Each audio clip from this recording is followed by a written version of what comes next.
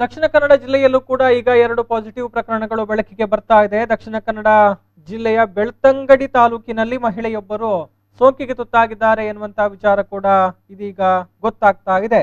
ಬೆಳ್ತಂಗಡಿ ತಾಲೂಕಿನ ಶಿರ್ಲಾಲು ಗ್ರಾಮದ 34 ವರ್ಷದ ಮಹಿಳೆ ಸೋಂಕಿಗೆ ತುತ್ತಾಗಿದ್ದು, ಮಹಿಳೆಯನ್ನ ಇವತ್ತು ಬೆಳಗ್ಗೆ ಕೋವಿಡ್ ಆಸ್ಪತ್ರೆಗೆ ಶಿಫ್ಟ್ ಮಾಡಲಾಗಿದೆ ಎನ್ನುವಂತಹ ವಿಚಾರಗಳು ಗೊತ್ತಾಗ್ತಾ ಇರುವಂತದ್ದು. ಅಂದ್ರೆ ಉಸಿರಾಟ ಸಂಬಂಧಿ ತೊಂದರೆ ಇದ್ದಿದ್ರಿಂದ ಪರೀಕ್ಷೆಗೆ ಒಳಪಟ್ಟಿದ್ರು. ಆ ಸಂದರ್ಭದಲ್ಲಿ ಆಕೆ ಕೂಡ ಸೋಂಕಿಗೆ ತುತ್ತಾಗಿರುವಂತಹ ವಿಚಾರಗಳು ಗೊತ್ತಾಗ್ತಾ ಇದೆ. ಅದೇ ರೀತಿ ಜಿಲ್ಲೆಯಲ್ಲಿ ಮತ್ತೊಬ್ಬ ವ್ಯಕ್ತಿ 30 ವರ್ಷದ ಯುವಕ ಸೋಂಕಿಗೆ ತುತ್ತಾಗಿರುವಂತದ್ದು. ಅಂದ್ರೆ ಮುಂಬೈನಿಂದ ಈತ ಬಂದಿದ್ರು ಎನ್ನುವಂತಹ ಮಾಹಿತಿ ಕೂಡ ಬರ್ತಾ ಇದೆ. ಹೆಚ್ಚಿನ ಡೀಟೇಲ್ಸ್ ಕೊಡ್ತಾರೆ ಪ್ರತಿನಿಧಿ ನಾಗೇಶ್ ಕಾವೂರು. ಹಲೋ ನಾಗೇಶ್. ಗೌತಮ್, ಎಸ್, ಜಿಲ್ಲೆಯಲ್ಲಿ ಮತ್ತೆ 2 ಪ್ರಕರಣಗಳು ಬೆಳಕಿಗೆ ಬಂದಿದೆ. ಮತ್ತೊಬ್ಬ ಯುವಕ ಅಂದ್ರೆ ಮುಂಬೈನಿಂದ ಬಂದಿರುವಂತಹ ಯುವಕ ಸೋಂಕಿಗೆ ತುತ್ತಾಗಿದ್ದಾರೆ ಅನ್ನುವಂಥದ್ದು. ಇಲ್ಲಿ ಒಬ್ಬರು ಬೆಳ್ತಂಗಡಿ ತಾಲೂಕಿನ ಶಿರ್ಲಾಲು ಗ್ರಾಮದ ಮಹಿಳೆಯಾಗಿದ್ರೆ ಮತ್ತೊಬ್ಬ ಯುವಕನ ಮೂಲ ಯಾವುದು, ಯಾವ ಪ್ರದೇಶದವರು, ಈ ಬಗ್ಗೆ ಏನಾದ್ರು ಡೀಟೇಲ್ಸ್ ಈಗ ಸಿಗ್ತಾ ಇದೆಯಾ ಅಂತ? ಹೌದು ಗೌತಮ್, ಇವತ್ತು ಇಬ್ಬರಿಗೆ ಕೊರೋನಾ ವೈರಸ್ ದೃಢಪಟ್ಟಿರುವಂತಹ ಪೂರ್ವ ಮಹಿಳೆ ಎಂದು ಬೆಳ್ತಂಗಡಿ ಗ್ರಾಮದ ಒಂದು 34 ವರ್ಷದ ಮಹಿಳೆ ಎನ್ನಲಾಗಿದೆ. ಇನ್ನು ಮುಂಬೈನ ಯುವಕ ಆಗಿರುವಂತಹ ಮುಂಬೈ ಮೂಲದ ಅಂತ ಮುಂಬೈಯಿಂದ ಮಂಗಳೂರಿಗೆ ಆಗಿರುವಂತಹ ಯುವಕ. ಈತನು ಕೂಡ ಒಂದು ಕೋವಿಡ್ ಹೋಮ್ ಕ್ವಾರಂಟೈನ್ ನಲ್ಲಿದ್ದ. ಹಾಗಾಗಿ ಈತನಿಗೆ ಕೂಡ ಇವತ್ತು ಒಂದು ದೃಢಪಟ್ಟಿರುವಂಥದ್ದು. ಇನ್ನು ಈತನ ಬಗ್ಗೆ ಈತ ಕೂಡ ಮಂಗಳೂರಿನಲ್ಲಿ ನೆಲೆಸಿದ್ದ ಎಂಬ ಒಂದು ಮಾಹಿತಿಯನ್ನು ಕೊಟ್ಟಿರುವಂತದ್ದು. ಇನ್ನಷ್ಟೇ ಇವನು ಯಾವ ಪ್ರದೇಶದಲ್ಲಿ ಮಾಹಿತಿ ಸಿಗಬೇಕಾಗುತ್ತೆ. ಎಸ್, ಈಗ ಬೆಳ್ತಂಗಡಿಯ ಮಹಿಳೆ ಯಾರಿದ್ದಾರೆ ಅವರಿಗೆ ಏನಾದ್ರು ಅಂದ್ರೆ ಅವರು ಹೊರ ರಾಜ್ಯಗಳು ಅಥವಾ ಹೊರ ಜಿಲ್ಲೆಗಳಿಂದ ಏನಾದ್ರು ಬಂದಿದ್ರ, ಅಥವಾ ಏನು ನಾವು ಇನ್ನಿತರ ಕೆಲವೊಂದು ಪ್ರಕರಣಗಳು ನಿಗೂಢವಾಗಿ ಉಳಿದುಕೊಂಡಿರುವಂತದ್ದು ಸಾರಿ ಕೇಸ್, ಅಂದ್ರೆ ಆ ಮೂಲಕ ಅವರಿಗೆ ಸೋಂಕು ಪತ್ತೆಯಾಗಿರುವಂತದ್ದು ಅನ್ನುವಂಥದ್ದು. ಈ ಬಗ್ಗೆ ಏನಾದ್ರು ಡೀಟೇಲ್ಸ್ ಈಗ ಆರೋಗ್ಯ ಇಲಾಖೆ ಕೊಟ್ಟಿದೆಯಾ ಅನ್ನುವಂಥದ್ದು ನಾಗೇಶ್? ಅಂದ್ರೆ ಈಗ ಶಿರ್ಲಾಲು ಗ್ರಾಮದ ಮಹಿಳೆಗೆ ಒಂದು ಉಸಿರಾಟದ ತೊಂದರೆ ಇತ್ತು. ಹಾಗಾಗಿ ಇವರನ್ನು ಪರೀಕ್ಷೆಗೆ ಒಳಪಡಲಾಗಿತ್ತು. ಹಾಗಾಗಿ ಇವತ್ತು ಅವರ ಒಂದು ಪಾಸಿಟಿವ್ ಪ್ರಕರಣ ಒಂದು ಕಂಡು ಬಂದಿರುವಂತ. ಇವರಿಗೆ ಯಾರ ಜೊತೆ ಸಂಪರ್ಕದಿಂದ ಈ ಕೊರೋನಾ ವೈರಸ್ ಬಂದಿದೆ ಎಂಬುದು ಇನ್ನಷ್ಟೇ ಒಂದು ಮಾಹಿತಿ ಆರೋಗ್ಯ ಇಲಾಖೆ ಮಾಹಿತಿ ಕೊಡ್ಬೇಕಾಗತ್ತೆ. ಇನ್ನಷ್ಟೇ ಸದ್ಯದ ಮಟ್ಟಿನಲ್ಲಿ ಯಾವುದೇ ರೀತಿಯಲ್ಲಿ ಕೂಡ ಆರೋಗ್ಯ ಇಲಾಖೆ ಮಾಹಿತಿ ಕೊಟ್ಟಿಲ್ಲ. ಹಾಗಾಗಿ ಈ ಮಹಿಳೆಗೆ ಒಂದು ಕೊರೋನಾ ಸೋಂಕು ದೃಢಪಟ್ಟಿರುವಂತ. ಇನ್ನು ಓರ್ವನಿಗೆ ಮುಂಬೈ ಮೂಲದ ವ್ಯಕ್ತಿ, ಮುಂಬೈ ಮೂಲದಿಂದ ಬಂದಿರುವಂತಹ. ಹಾಗಾಗಿ ಈತನಿಗೆ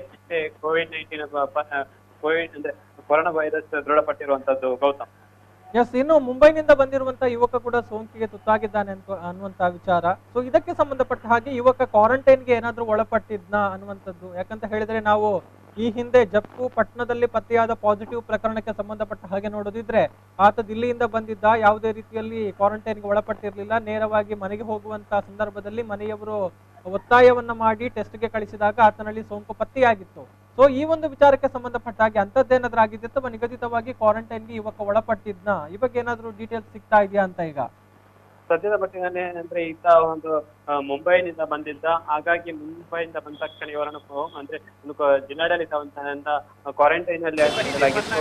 ಆ ಕ್ವಾರಂಟೈನ್ ಮೂಲಕ ಆ ಮೂಲಕ ಈತನ ಒಂದು ತಪಾಸಣೆ ಮೂಲಕ ನಡೆಸಿದ ಬಳಿಕ ಈಗ ಇವರಿಗೆ ದೃಢಪಟ್ಟಿರುವಂತದ್ದು. ಇದೀಗ ಒಂದು ಅಚ್ಚರಿಯ ಬೆಳವಣಿಗೆ ಅಂದ್ರೆ ದಕ್ಷಿಣ ಕನ್ನಡ ಜಿಲ್ಲೆಯಲ್ಲಿ ಇಬ್ಬರಿಗೆ ಇವತ್ತು ಮೂವರಿಗೆ ಸೋಂಕು ತಗಲಿದೆ ಎಂಬ ಒಂದು ಜಿಲ್ಲಾಡಳಿತ ಸ್ಪಷ್ಟವಾಗಿ ಈಗ ಮಾಹಿತಿಯನ್ನು ಕೊಟ್ಟಿರುವಂತದ್ದು. ಹಾಗಾಗಿ ದಕ್ಷಿಣ ಕನ್ನಡ ಜಿಲ್ಲೆಯಲ್ಲಿ ಮೂವರಿಗೆ ಸೋಂಕು ದೃಢಪಟ್ಟಿರುವಂತದ್ದು. ಓರ್ವ ಬೆಳ್ತಂಗಡಿಯ ಒಂದು ಮಹಿಳೆ ಆಗಿರ್ಬೋದು, ಮತ್ತೆ ಮತ್ತೊಬ್ಬ ಮುಂಬೈನಿಂದ ಬಂದಿರುವಂತದ್ದು, ಮತ್ತೋರ್ವ ಮುಂಬೈ, ಇಬ್ಬರು ಕೂಡ ಮುಂಬೈನಿಂದ ಬಂದಂತದ್ದು. ಗೌತಮ್, ಎಸ್, ಅಂದ್ರೆ ಈಗ ಮಂಗಳೂರಿನಲ್ಲಿ ಈಗ 3 ಪಾಸಿಟಿವ್ ಕೇಸ್ಗಳು ಪತ್ತೆಯಾಗಿದೆ, 2 ಅಲ್ಲ, ಮತ್ತೊಂದು ಇನ್ಫಾರ್ಮೇಶನ್ ಕೂಡ ಈಗ ಬರ್ತಾ ಇದೆ ಹಾಗಿದ್ರೆ? ಹೌದು ಗೌತಮ್, ಈಗ ಸದ್ಯದ ಮಟ್ಟಿನಲ್ಲಿ ಈಗ ಜಿಲ್ಲಾ ಆರೋಗ್ಯ ಇಲಾಖೆ ಒಂದು ಮೂವರಿಗೆ ದೃಢಪಟ್ಟಿರುವಂತದ್ದು ಸದ್ಯದ ಮಾಹಿತಿಯನ್ನು ಕೊಟ್ಟಿರುವಂತದ್ದು. ಹಾಗಾಗಿ ಅದು ಯಾರ ಸೋಂಕಿನಿಂದ ಬಂದಿದೆ ಇನ್ನಷ್ಟು ಅದು ಮಾಹಿತಿ ಕೊಡ್ಬೇಕಾಗುತ್ತೆ. ಆರೋಗ್ಯ ಇಲಾಖೆ ಯಾವುದೇ ರೀತಿ ಅದರಲ್ಲಿ ಮಾಹಿತಿಯನ್ನು ಕೊಟ್ಟಿಲ್ಲ. ಸದ್ಯದ ಮಟ್ಟಿನಲ್ಲಿ ಈಗ ಮೂವರಿಗೆ ಜಿಲ್ಲೆಯಲ್ಲಿ ಸೋಂಕು ದೃಢಪಟ್ಟಿರುವಂತದ್ದು. Gautham, yes, thank you Nagesh ತಮ್ಮೆಲ್ಲ ಮಾಹಿತಿಗಾಗಿ. ಎಸ್, ಇದು ಇದೀಗ ಬರ್ತಾ ಇರುವಂತಹ ಇನ್ಫಾರ್ಮೇಶನ್ 2 ಅಲ್ಲ 3 ಪಾಸಿಟಿವ್ ಪ್ರಕರಣಗಳು ಪತ್ತೆಯಾಗಿದೆ ದಕ್ಷಿಣ ಕನ್ನಡ ಜಿಲ್ಲೆಗೆ ಸಂಬಂಧಪಟ್ಟ ಹಾಗೆ. ಇವತ್ತಿನ ದಿನ ಆರಂಭದಲ್ಲಿ ಈಗ 2 ಪಾಸಿಟಿವ್ ಪ್ರಕರಣಗಳು ಪತ್ತೆಯಾಗಿದೆ ಎನ್ನುವಂತಹ ಮಾಹಿತಿಯನ್ನ ಜಿಲ್ಲಾಡಳಿತ ಕೊಟ್ಟಿತ್ತು. ಅದರ ಬೆನ್ನಿಗೆ ಇದೀಗ ಮತ್ತೊಬ್ಬ ವ್ಯಕ್ತಿ ಕೂಡ ಸೋಂಕಿಗೆ ತುತ್ತಾಗಿರುವಂತಹ ವಿಚಾರಗಳು ದೃಢಪಡ್ತಾ ಇದೆ. ಅಂದ್ರೆ ಒಬ್ಬ ಮಹಿಳೆ ಬೆಳ್ತಂಗಡಿಯ ಶಿರ್ಲಾಲು ಮೂಲದವರು, ಆಕೆ ಸೋಂಕಿಗೆ ತುತ್ತಾಗಿರುವಂತಹ ವಿಚಾರ. ಉಸಿರಾಟ ಸಂಬಂಧಿ ಸಮಸ್ಯೆ ಹಿನ್ನೆಲೆಯಲ್ಲಿ ಆಕೆ ತಪಾಸಣೆಯನ್ನ ಮಾಡಿದಂತಹ ವೇಳೆ ಆಕೆಗೆ ಸೋಂಕು ಪತ್ತೆಯಾಗಿರುವಂತಹ ವಿಚಾರ ದೃಢಪಟ್ಟಿದೆ. ಅದರ ಜೊತೆಗೆ ಮುಂಬೈನಿಂದ ಬಂದಿರುವಂತಹ ಒಬ್ಬ ಯುವಕನಲ್ಲಿ ಈಗಾಗಲೇ ಸೋಂಕು ಪತ್ತೆಯಾಗಿದೆ, 30 ವರ್ಷದ ಯುವಕ. ಅದರ ಜೊತೆಗೆ ಮತ್ತೊಬ್ಬ ಯುವಕನಲ್ಲೂ ಕೂಡ ಸೋಂಕು ಪತ್ತೆಯಾಗಿದೆ. ಈ ಬಗ್ಗೆ ಸ್ಪಷ್ಟವಾದ ಮಾಹಿತಿಗಳು ಇನ್ನಷ್ಟೇ ಲಭಿಸಬೇಕಾಗಿದೆ. ಅಂದ್ರೆ ಯಾವ ಮೂಲದವರು ಅನ್ನುವಂಥದ್ರ ಬಗ್ಗೆ ಈಗ ಡೀಟೇಲ್ಸ್ ಅನ್ನ ವೇಟ್ ಮಾಡಲಾಗ್ತಾ ಇದೆ. ಆರೋಗ್ಯ ಇಲಾಖೆಯ ಅಧಿಕಾರಿಗಳು ಆ ನಿಟ್ಟಿನಲ್ಲಿ ಈಗ ಮಾಹಿತಿಗಳನ್ನ ಕಲೆ ಹಾಕುವಂತ ನಿಟ್ಟಿನಲ್ಲಿ ಪ್ರಯತ್ನಗಳನ್ನ ಮಾಡ್ತಾ ಇದ್ದಾರೆ. ಶಿರ್ಲಾಲು ಗ್ರಾಮ ಸೀಲ್ ಡೌನ್ ಮಾಡೋದಿಕ್ಕೆ ಕೂಡ ಈಗ ವ್ಯವಸ್ಥೆಗಳಾಗ್ತಾ ಇದೆ.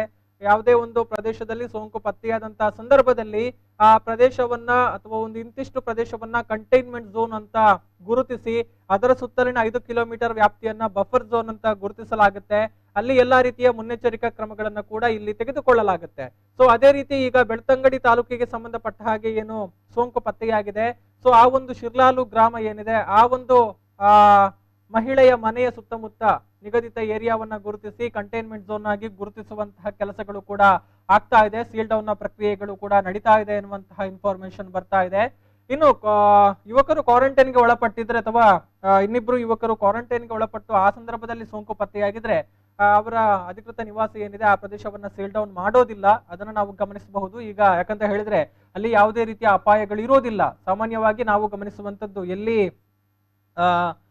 ನೇರವಾಗಿ ಅಂದ್ರೆ ಇತರರ ಸಂಪರ್ಕಕ್ಕೆ ಬರುವಂತಹ ಸಾಧ್ಯತೆಗಳಿರುತ್ತೋ ಅಂತಹ ಪ್ರದೇಶಗಳನ್ನ ಮಾತ್ರ ಸೀಲ್ ಡೌನ್ ಮಾಡುವಂತದ್ದು. ಇನ್ನು ಯಾರಾದ್ರೂ ಬಂದು ಕ್ವಾರಂಟೈನ್ ನಲ್ಲಿ ಇದ್ದು ಆ ಸಂದರ್ಭದಲ್ಲಿ ಅವರ ತಪಾಸಣೆಯನ್ನ ಮಾಡಿ ಅವರು ಆ ಸಂದರ್ಭದಲ್ಲಿ ಅವರಲ್ಲಿ ಸೋಂಕು ಪತ್ತೆಯಾದ್ರೆ ಯಾವ ಪ್ರದೇಶ ಕೂಡ ಸೀಲ್ ಡೌನ್ ಆಗೋದಿಲ್ಲ ಅನ್ನುವಂತಹ ವಿಚಾರವನ್ನ ಕೂಡ ನಾವು ಗಮನಿಸಬಹುದಾಗಿದೆ.